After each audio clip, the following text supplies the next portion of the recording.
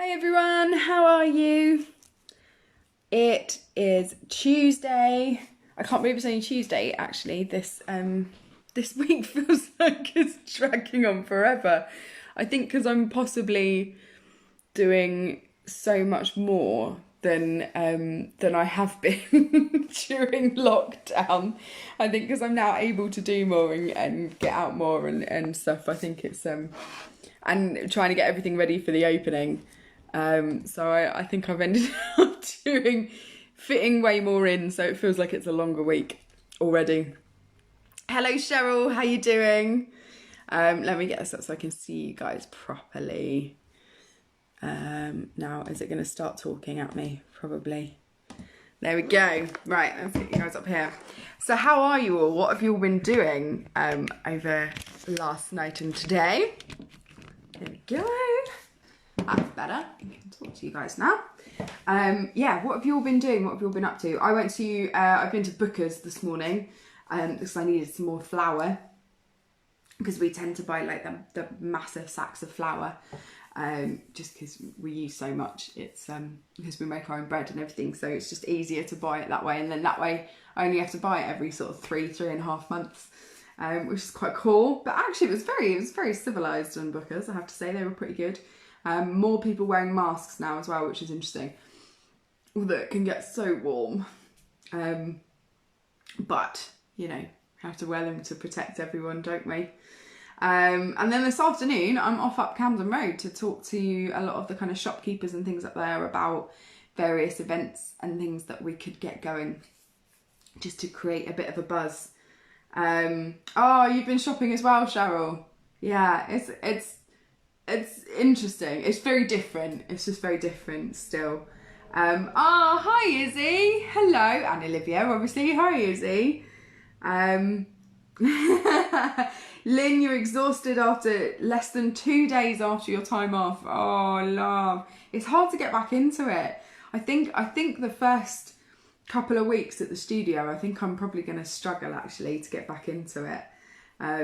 Yeah, it's crazy. It's been a busy day. It's been a busy day and evening. So I haven't had a chance. So if anybody has emailed me or messaged Arty Farty Retreat this morning or last night, I'm so sorry I haven't replied yet, but I will do this evening. We'll get on it. It's just been a bit mad. It's been a bit crazy.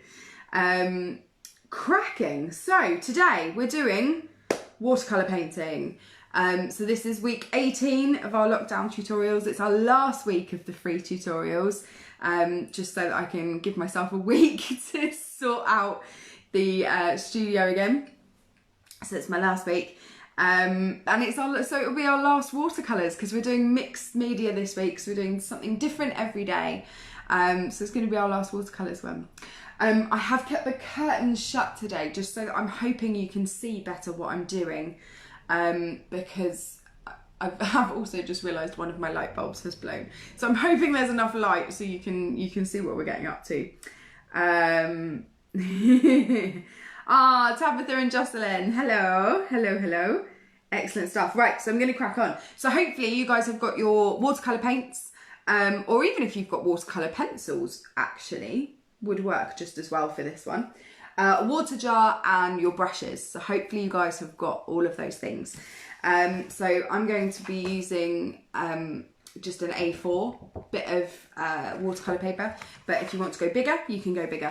We're going to do quite a nice simple geometric design today, and I'm going to attempt to paint some hexagons. Okay, and we're going to use the water to keep the gaps between the hexagons. So if anybody did our kind of earlier weeks of watercolours, you might remember that we did some feathers. And when we painted feathers with watercolours, we just left a small, tiny gap in the middle that was kind of the rib of the feather that we left in. So if we didn't paint that with water, the paint didn't then splodge into it. So it kept a nice white gap. So that's what we're going to try and do, attempt to do, with these, in between these hexagons, okay? And this is just an exercise in allowing the pigments and the paints to start to blend together, all right? So I am going to choose actually quite a small brush really. Let's go for that one. So I'm going to use a small brush. I'm going to use one that's got a kind of point on the end. So it kind of goes fat and into a point, because it will be the point that we're going to use to get a really nice straight edge on our hexagons. So we should get started. So I'm just going to drop you guys down so you can see what I'm doing. Hopefully you can see. As I say, without that, hopefully the light will work. Now for this first bit, you won't be able to really see what I'm doing because I'm going to paint just with the water. And then when I add the colour in, you'll be able to see. So just using the water, I am going to paint just one small-ish hexagon. And this is where I work out that they're not very even. And I'm not doing them very well, but. So I think I've got my outline there where I can just about see that water. I know you guys can't at the moment. So I'm literally dropping some water in there, painting it all on. Keep it fairly wet because it's quite warm today, so you don't want it to absorb all of that water too quickly, because you want it fairly wet for when you drop in the pigment. Oh, I think I've got a little bit of a wonky edge there. Once we start putting the pigment in, we can change that. So I'm going to choose 3 colours for this one. So I'm going to pick quite jewel-like colours, I think. So you'll see, as I start putting in the pigment, you'll see how it will keep to that line. It won't go any further this way because of the water that I've already put in. So I'm going to just move that green up a little bit. It's quite a nice jewel-like green actually. Rinse that off, and then I might use a little bit of a darker blue actually, just along this side. Oh, not much pigment on there. There we go. So you'll just start to see, just as that colour spreads, that it will not spread any further than where you've painted the water. And you'll start to see that that green and that blue will blend together by themselves. Use move a little bit of that blue around as well. And then I might go for a nice purple. I must replace my purple. It's nearly run out on my palette. There we go. So I'm going for quite jewel-like colours today. And as we start painting around it, you'll notice that as it dries, it really starts to blur with each other. So I'm going to move some of that pigment a little bit more as well. And you can really have a play around. I'm literally just moving, so I'm not adding any more pigment. I'm just moving the pigment that's already in here around within the water. So it's a really nice way. And if you've got, so along here, I've noticed the blue's not quite at the edge of the water. So I'm just going to using the very tip of my paintbrush, just going to straighten out that edge a little bit more. I'm sure it's probably not very even at all, but hopefully, bring that a bit closer, you guys can see that. Okay, and then we're just going to build a couple around it. But look at my purple. Definitely need more. It's just an excuse to buy more art materials really, because while I'm there I'll go, oh, I'll have that and I'll have that. So I'm going to build 1, 2, 3, 4, 5, 6 hexagons alongside it, but keeping a gap.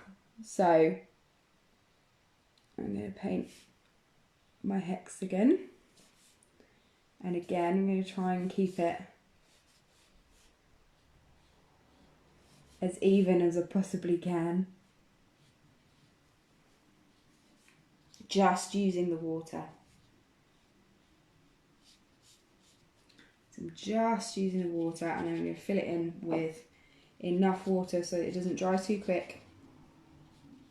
And I think that's probably what happened along there, where the blue didn't quite reach the edge.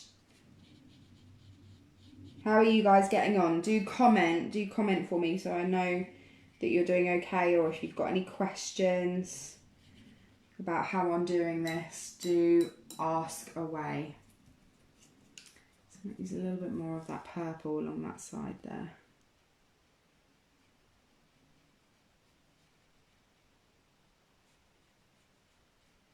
It's a nice colour, that purple. And then I'll go back to my green.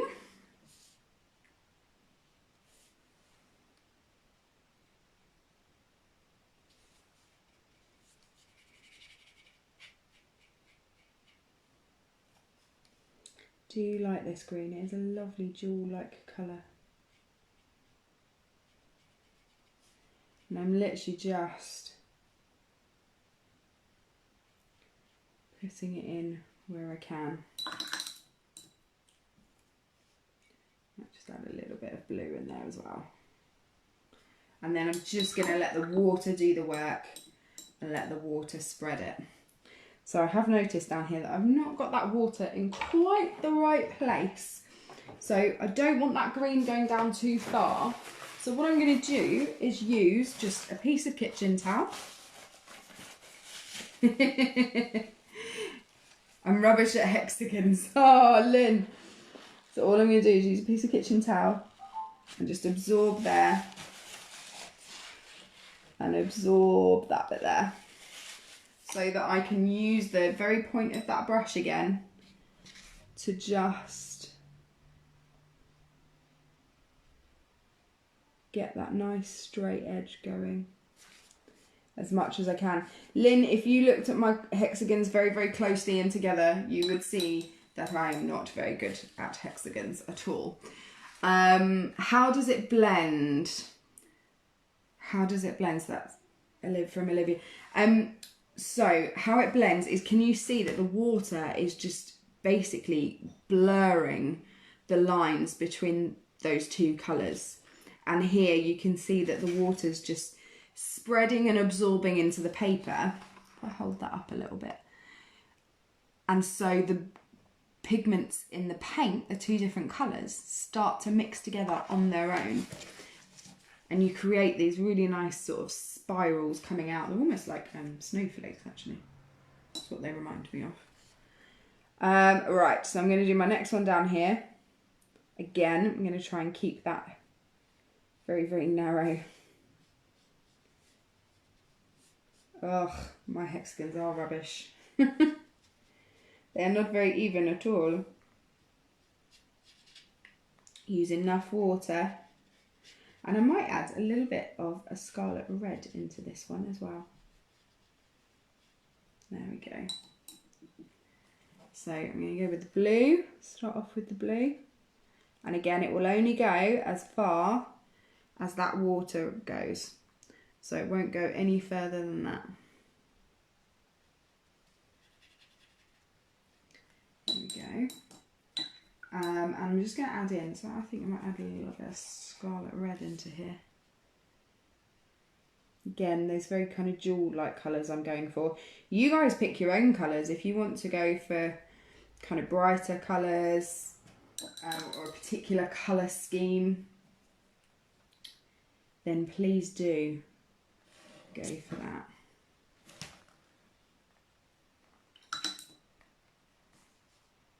Ooh. There we go. So I'm just going to bring that green up into there. So I'm not adding any pigment, I'm just moving it around now. There we go. And then if you've got enough water in there, which there is a lot there, you can also just start to move the colour around by just tilting the page a little bit as well.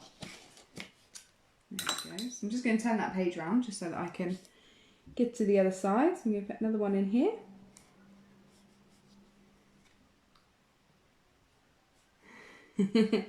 Good, I'm glad you like it. I'm glad you like it.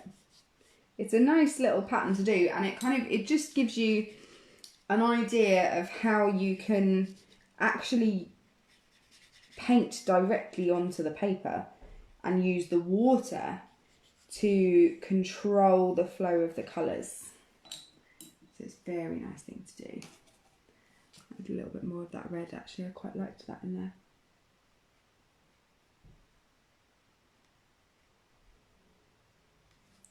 quite a nice colour. A little bit more of my purple, my ever dwindling purple. There we go. How many? Is that how many hexagons? I'm going to do, what am I going to do? I'm going to do, yeah, maybe another 6 down the side, so we'll have 7 altogether, which is a very lucky number. 7 is a lucky number, I think. Certainly a lucky number for me. So there we go, and again, I'm just going to drag that pigment into the middle there.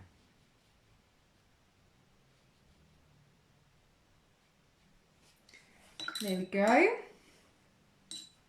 So I'm going to keep going round and keep adding them on.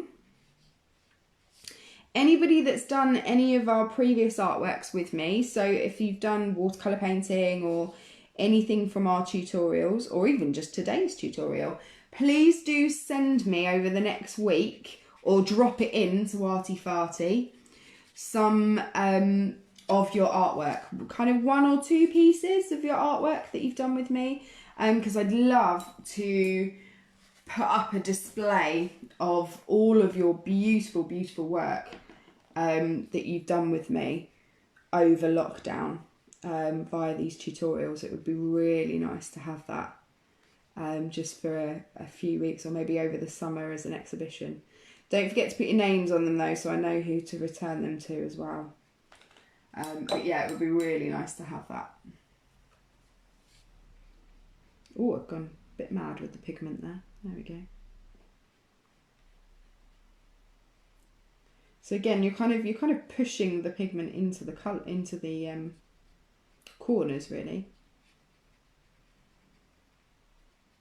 There we go, and then we just let the water do its work and allow it to spread. Okay, let's put one up here. So now I've got a little bit more pigment in my water, I can see how I'm painting these hexagons on a little bit easier as well, which always helps.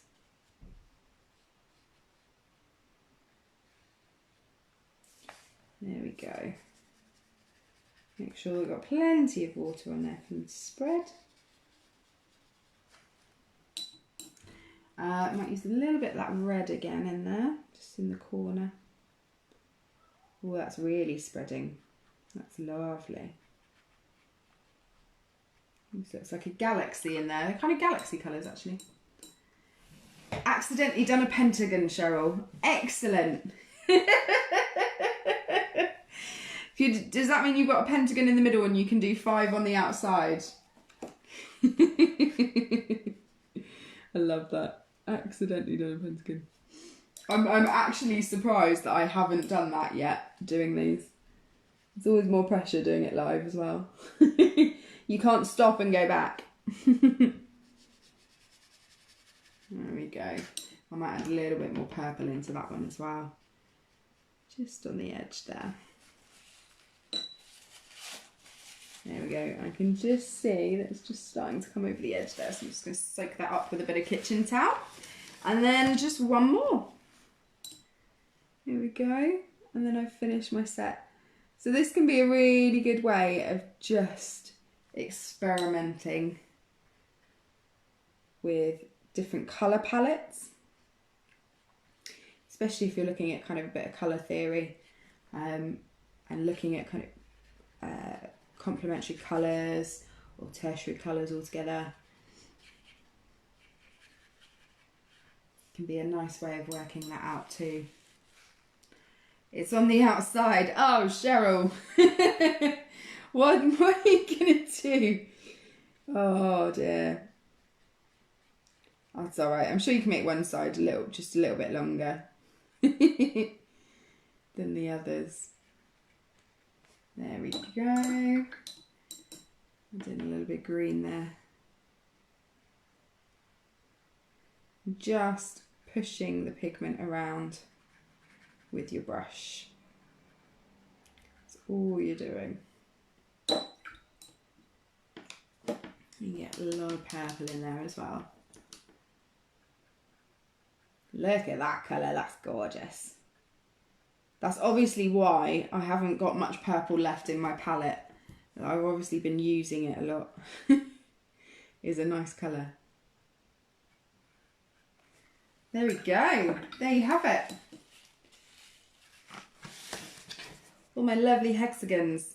Please don't look at them too closely because I'm pretty sure that they're not measured very well. So if you've got any bits like this that kind of just look a little bit untidy, just move the water around so that you get a nice straight edge. Right along here, there we go. A straighter edge anyway than it was. There we go. So I hope you guys have enjoyed that. It's one of our last watercolours. I'm really loving those dual colours together. Can't wait to see yours. Can't wait to see what colours you've got. If you've done one, please do post it below in the comments. I'd love to see them. It would be really nice, and please do kind of comment on other people's as they post them as well. We're all about trying to uplift each other and help each other be more creative and add a little bit more creativity in your lives. So don't forget to send me, either post me or drop it off at Arty Farty Retreat, either 1 or 2 pieces of artwork so I can make it part of the exhibition. And tomorrow we're going to be doing oil pastels. So you'll need your oil pastels, some kitchen paper, kitchen towel or tissue, and some thick paper works better with oil pastels. So if you've got any kind of thicker sketchbook type paper or cartridge paper, that would be ideal for what we're doing tomorrow. Oh, Lynn, I love your comments. They make me laugh. Look more like weird circles. If you, honestly, I'm going to take a picture now of mine and I will post it below and it will look really strange. So it's not just you. Don't worry, you'll be able to see all the flaws in mine as it dries. So I'm going to let that dry. I'll take a picture.